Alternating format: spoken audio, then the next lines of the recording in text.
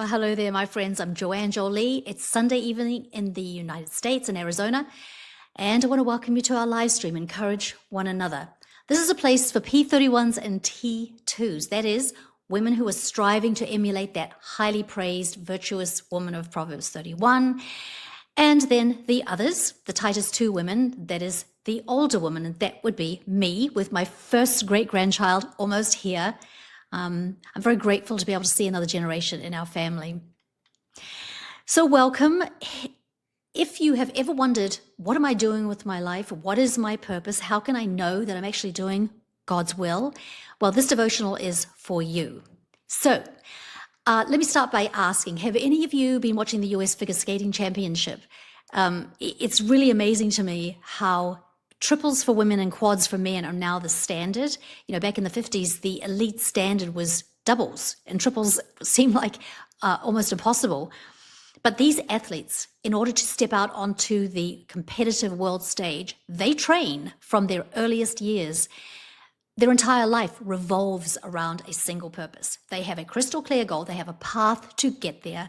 And that path includes practice, practice, repeat until they have control over every single aspect of their elements. The spins, the jumps, from the takeoff to the rotations in the air to nailing that landing. Part of the training are falls, injuries, then there's the convalescence. Very carefully done for the quickest recovery so they can get back to work. Their diet, another thing that's carefully monitored, optimal for their peak performance.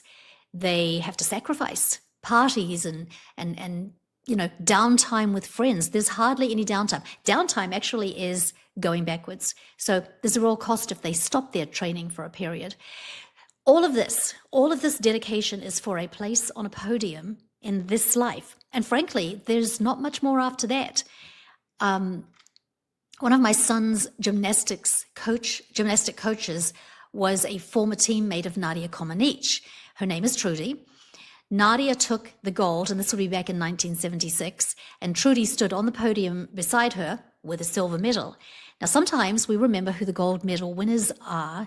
A few become stars, but, like Nadia, but most just float off to obscurity. They're forgotten. But we are urged to have that level of dedication and drive in our spiritual race. And our win is so much bigger. We have a place on a podium where we're going to reign with Christ. 2 Timothy 2 verse 12, if we endure, we will also reign with him. So first remember this, Jesus came to establish his kingdom, which he did, and now he's at the right hand of God, seated, reigning for these last odd 2,000 years. And anyone who follows him is a subject in that kingdom. And if we endure in this training ground, then we're going to reign with him, and we will judge the world, and we will judge angels. Right now, we don't judge the world. That's God's place. He does the judging on anything outside of the church, but we are learning how to judge properly by judging each other. We judge believers. So listen to this. 1 Corinthians 6 verses 2 and 3. If any of you has a dispute with one another, do you dare to take it before the ungodly for judgment instead of before the Lord's people? Or do you not know that the Lord's people will judge the world? And if you are to judge the world, are you not competent to judge trivial cases? Do you not know that we will judge angels? How much more the things of this life?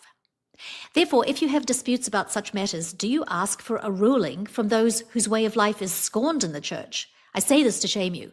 Is it possible that there is no one wise enough among you to judge a dispute between believers? But instead, one brother takes another to court, and this in front of unbelievers. So, essentially, our purpose is to treat our life, whatever it is that we're doing, as a training ground for our future when we're going to judge and reign. Colossians 3, verses 23 and 24, whatever you do, work at it with all your heart, as if working for the Lord, not for human masters, since you know that you will receive an inheritance from the Lord as a reward. It's the Lord Christ you are serving. Jesus also told the parable of the talents, and then there's another place in the Gospels with a similar parable called the parable of the minas. Basically, this is the Matthew 25 version. A master goes on a journey. He entrusts property to 3 of his servants. Each one is given according to his ability. One is given 5 talents. Another one is given 2. And the last one receives 1 talent. So the first 2 invest what they're given and they double it. And the third servant is afraid and he just buries it. He buries it and so he can return it when the master comes back. And when he does come back, the master praises the first 2 and he says, well done, you are faithful servants. And they are given more responsibility. But the third servant, he's rebuked as being wicked and lazy. And what he has is taken away from him. So a talent is a huge sum of money, and it represents our God-given resources. It could be money, but it could also be things like opportunities that we've been given, abilities, special skill sets, responsibilities. But the parable is teaching that there's a real accounting. Christ went away. He's going to be away for a while, and he has been. He's going to return. He's going to evaluate how we have used what we're given. And he expects us to act. Doing nothing is failure.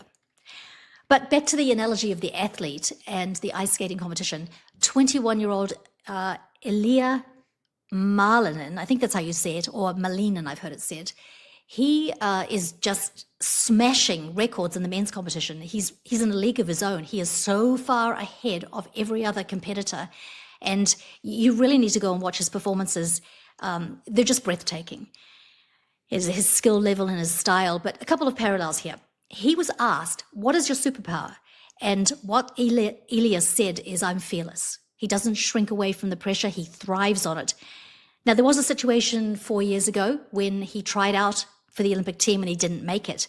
And the interviewer said to him, how did that failure help you out today? And he said, the setback made him the skater that he is today. It made him think twice about why they didn't pick him, for this highest level of competition, which is the Olympics. But he didn't give up, and nor should we. Freedom from fear and endurance is the key to victory for athletes, for us. It's a central teaching of the New Testament. When we have setbacks, we should analyze what happened. We should learn from it and not repeat the mistake, of course. Now, the second point, Ilya was trained by his mother and father. They were both award-winning skaters, so they got him started very early with very good training. And this is a common theme with many of the world's greats who were coached by their parents. Mozart was trained by his father. Tiger Woods is another one.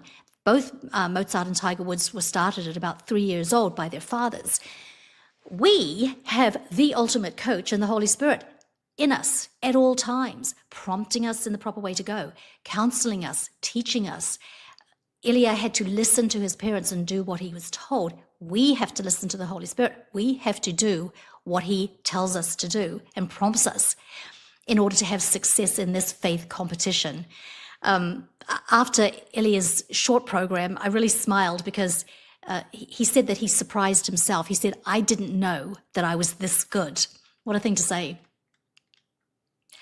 So what's a practical application? How can we apply this to our life? I think it would be a useful exercise to evaluate what God has given you. Where are you right now in your life? No matter how you got to this place, if you're not happy about it, you are here right now. So do you have a family? Do you have employment? Do you have a ministry? Are you incarcerated? Wherever you are, evaluate what you have at hand, what opportunities you may have that are in front of you. If you are, for example, raising children, you have a most excellent training ground. Margaret Thatcher, who was the Prime Minister of the United Kingdom, she said this, any woman who understands the problems of running a home will be nearer to understanding the problems of running a country. Very interesting. When you're at home, you are in management. You are handling finances. All the things that a stay-at-home mom does. You often have to pass judgment and settle disputes between squabbling siblings, which can be extremely tough. And you do endure suffering, really. Paul said something that really caught my ear in 2 Corinthians 11. He talks about his suffering and he makes a list of things that are rather obvious. He's suffered lashings and beatings and stonings. He's been shipwrecked and spent open nights at sea as a sailor. That sounds absolutely terrifying. And then he lists in there sleepless nights. Now, going without sleep is a hardship that mothers often suffer. Baby gets sick, the little ones have nightmares, they teethe, they grow up to be teens and young adults, and they make big mistakes, and then we have to stay up at night worrying about what's next for them and so on. But the key is to be mindful that we are serving a king in all of these things we're doing. He's given us responsibilities. He's gone away for a while. We should maintain an attitude similar to that of a world-class athlete who is investing absolutely everything into increasing and to winning. So whatever you're doing, I would encourage you to do it better, to increase in it, to be faithful in even the tiniest little thing, knowing that God is watching. He's watching us do these things in secret, and he's promised to reward us openly, and he'll give us more responsibility if we do well. All right then, so I have a Bible study tip for you this week. Most of you probably know it's important to read the Bible and to learn, yes, but perspective. It's more important to get to know God, to grow in our relationship and love with him, and to do what he says. You know, people can know a lot about the Bible. Some people can know everything about the Bible and still not even know God, or be saved, or be following Jesus. And we know, of course, that the devil knows the scriptures, so it's not enough to be well-versed in the Bible. But in the Bible, God has revealed things. He's revealed things about himself. He's shown us how he's worked in other people's lives in the past. Some of the things weren't written for us. Some of the things do apply to us today. Romans 15:4. For whatever things were written before were written for our learning, that we, through the patience and comfort of the scriptures, might have hope. So again, my encouragement in a Bible study, which is very important every day, is to be readers of the word, be learners of the word, and then doers. And another thing, I don't know if you've ever thought about this, but when I read the Bible, I like to engage two of my senses, my auditory and my visual. So I will read the text while I'm listening to it, and sometimes I can get it up to 1.5 times speed, because when both of these senses are activated, it really helps me. So maybe that's something that could work for you as well. Let's see here. I have a news for good story to share. You may even be aware of this. It was a couple of weeks back that Congressman, her name is Elise Stefanik, she announced that she's dropping out of the race for governor of New York, and she's not going to seek re-election. And the reason she said was to focus on her family. So here's her quote. She said, "I believe that being a parent is life's greatest gift and greatest responsibility. I have thought deeply about this, and I know that as a mother, I will feel profound regret if I don't further focus on my young son's safety, growth, and happiness, particularly at his tender age." Boy, this is really honorable. She is going to do exponentially more good raising a man who's going to follow the Lord than what she would have done working what they say is 24-hour job running a state. And I did write about this in my book about home base for women. The chapter is Ladies in Castles, and home is where our power is. And I'll tell you that, you know, despite the feminists convincing many that they needed to get out into the man's world and fight and work and have a place at the table with men, lean in, that was a big one. There are many, like Elise, who are going back to home base where they can be with their children, where we set our schedules. We decide. We don't miss anything that our children are doing as they grow up, which so many working moms have to. We control our time. We can start our businesses and our corporations from the kitchen table, as I've done. And I write about it. You can get my book free at my website. Just download it there. But my home base tip for this week is sprouting. This is another crazy easy thing to do that has such an amazing yield. Very delicious, very healthy results. So this week I made another fresh batch of sprouts, and I filmed a 15-second video to show you the process. So here we go. This recipe is 2 tablespoons of seed. Rinse a couple of times a day, leave it alone, and in about 5 days, you will have a jar full of fresh, organic, incredibly healthy sprouts. Yeah, so there it is. I mean, if you don't think you have a green thumb, well, you can grow sprouts. You don't have to do a thing. And I put them on everything I eat. I have been very pleased to see that our Secretary of Health, who is Robert Kennedy, is exhorting Americans to get back to real food, real nutritious food, and eliminate the high-processed rubbish, poison, I call it, And sprouts are a really good and fun way to start.